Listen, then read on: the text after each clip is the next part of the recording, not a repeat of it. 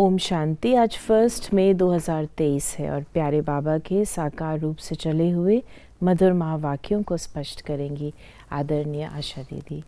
ओम शांति दीदी। ओम शांति। बाबा ने कहा, मीठे बच्चे, अपनी उन्नति के लिए अमृत वेले उठ बाप को याद करो। सवेरे का समय कमाई के लिए बहुत बहुत अच्छा है। बाबा आते भी अमृत वेले हैं।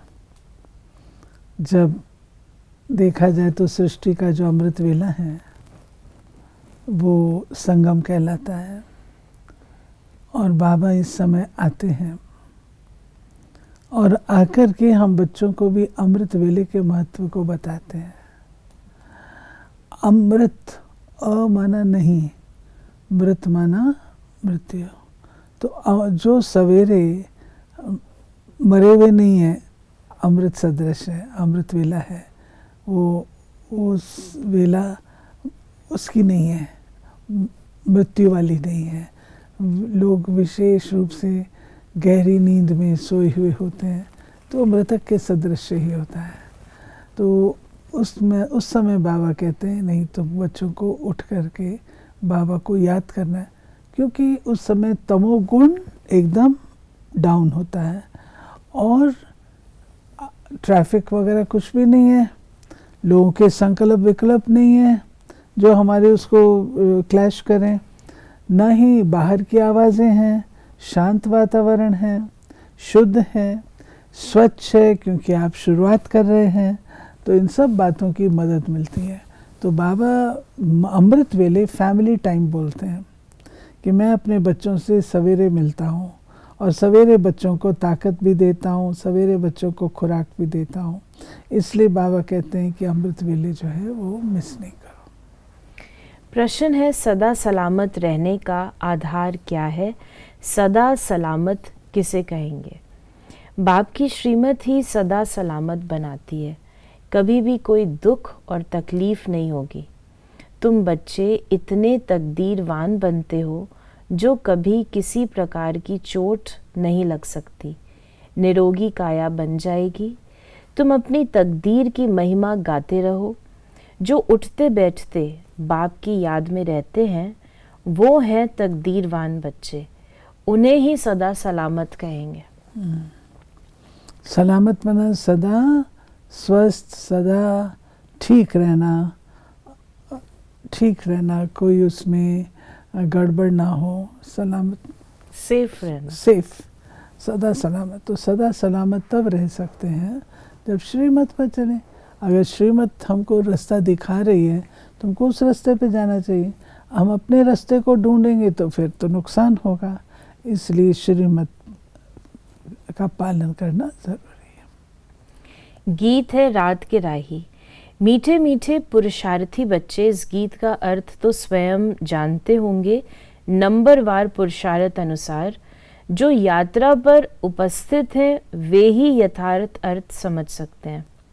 तो बाबा ने कहा, तुम बच्चों की मुसाफरी है रात की, दिन में तो तुम शरीर निर्वाह अर्थ काम करना पड़ता है। बच्चे अपनी उन्नति करना चाहते हो तो बाप राय देते हैं, नींद को जीतने वाले बनो। 5000 वर्ष पहले भी कहा था, भल सवेरे सो जाओ। कहावत है, सवेरे सोना सवेरे उठना।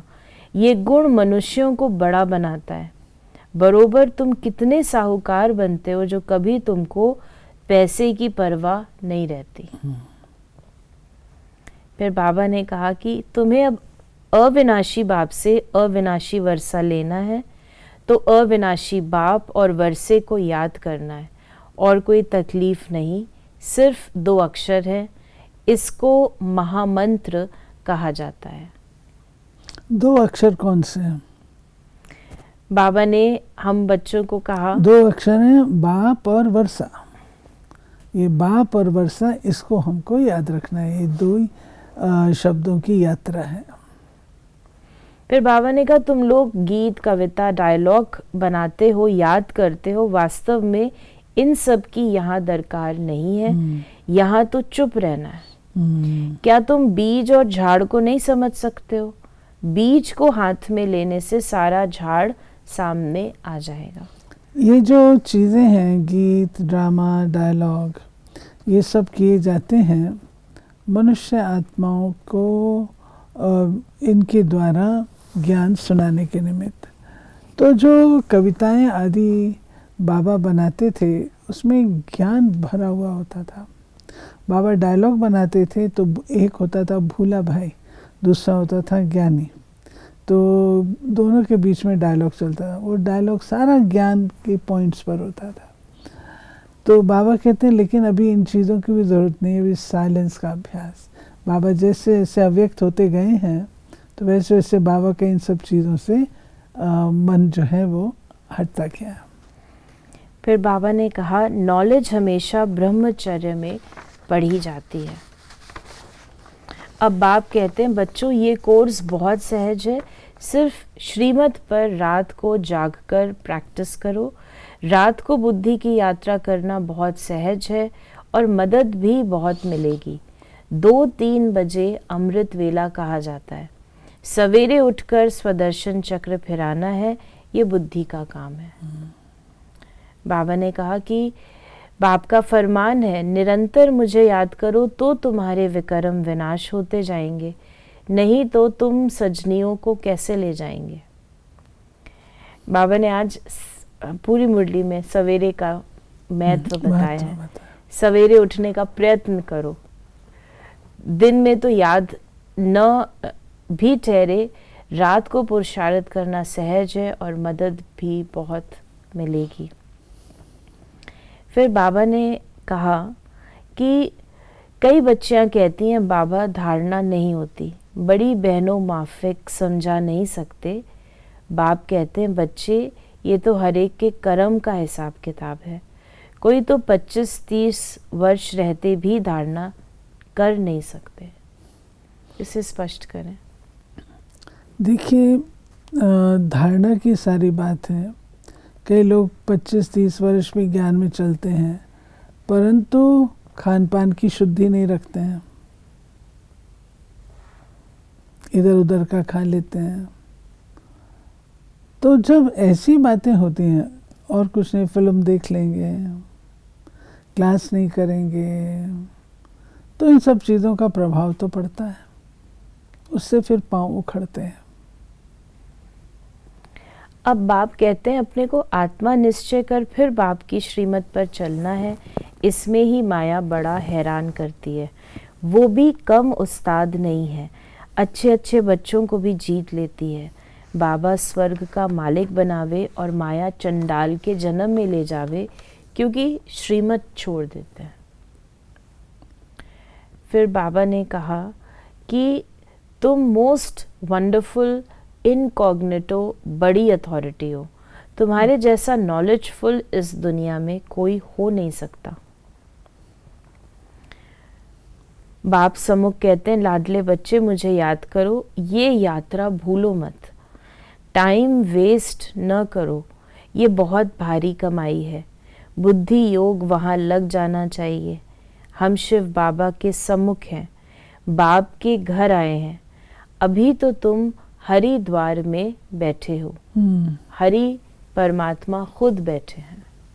आज बाबा ने कहा है मधुबन हरिद्वार है, जहाँ पे शिव बाबा भी है, ब्रह्मा भी है और दुख हरने वाला, हर दुख हरने वाला।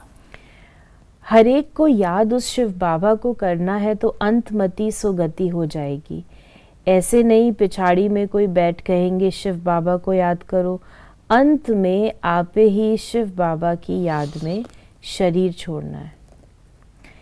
फिर बाबा ने कहा कि तुमको बहुत साधारण रहना है, तुमको बहुत साधारण रहना है, न बहुत साहूकारी न बहुत गरीबी। ये भी बाबा ने सिखाया दादियों को यज्ञ में।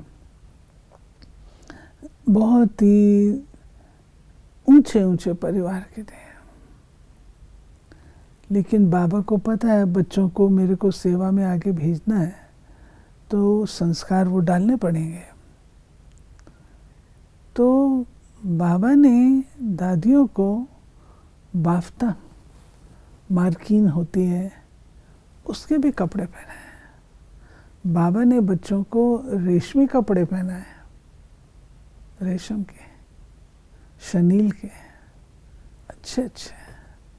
लेकिन बाबा ने उनको ऐसा भी ट्रेन अप किया जो कि मोटे बाफ्ते के कपड़े पहने। तो बाबा कहते हैं ना तुमको बहुत ऊंचा रहना है ना बहुत नीचा रहना, बीच का रहना है। हमारे यज्ञ का नियम है हर चीज़ बीच की रखनी है, ना ऊंची रखनी है ना नीचे रखनी, बीच की रखनी है। अब बाप कहते हैं, हे लाडले बच्चे, मुझे याद करो, मैं तुमको नैनों पर बिठाए ले जाता हूँ। मेरे नूरे रत्नों, नूरे चश्म बच्चों को हमेशा प्यार किया जाता है। श्रीमत पर चलने से सदा सलामत रहेंगे। सदा सलामत का अर्थ भी बड़ा भारी है। तुमको चोट नहीं लगेगी, कोई तकलीफ नहीं होगी, इतना तुमको सदा सलामत बनाता हूँ। निरोगी काया रहेगी, ना काल की ताकत है। अगर अच्छी रीति याद करेंगे तो मदद मिलेगी। जिन्होंने कल पहले पुरुषार्थ कर अपनी प्रारब्ध बनाई है, साक्षी हो देख रहे हैं, ये अपने को इंश्योर करते हैं। फिर बाबा ने हम बच्चों को आज वरदान दिया, दिव्य बुद्धि के बल द्वारा परमात्म टचिंग का अनुभव करने वाला मास्टर सर्वशक्तिवान भव। दिव्य बुद्धि को बुद्धि बल कहा जाता है। इस बुद्धि बल द्वारा ही बाप से सर्वशक्तियाँ कैच कर मास्टर सर्वशक्तिमान बनते हो। जैसे साइंस बुद्धि बल है, लेकिन वो संसारी बुद्धि है, इसलिए इस संसार के प्रति, प्रकृति के प्रति ही सोच सकते हैं। आपके पास दिव्य बुद्धि का बल है जो परमात्म प्राप्ति की अनुभूति कराता है। दिव्य बुद्धि द्वारा हर कर्म में परमात्म प्योर टचिंग का अनुभव कर सफलता का अनुभव कर सकते हो। दिव्य बुद्धि के बल से माया के वार को हार खिला सकते हो। और स्लोगन है, मास्टर ज्ञान सूर्य बन, सर्व को ज्ञान की लाइट माइट देने वाले ही सच्चे सेवाधारी हैं। सेवा का अर्थ ही है कि हमारी सेवा कोई स्थूल नहीं है, हमारी सेवा आत्मा की है। तो आत्मा को अगर हम अपनी उस ऊंचे उसमें रखते हैं, ज्ञान सूर्य बन करके सबको शुभ भावनाएं देते हैं किरण, तो वही सच्ची सेवा है। तो ये थे बाबा के आज के मधुर महावाक्यों का स्पष्टीकरण। यदि आपके मन में कोई भी प्रश्न है तो उसे मैसेज करें 8826599309 पर। ओम शांति।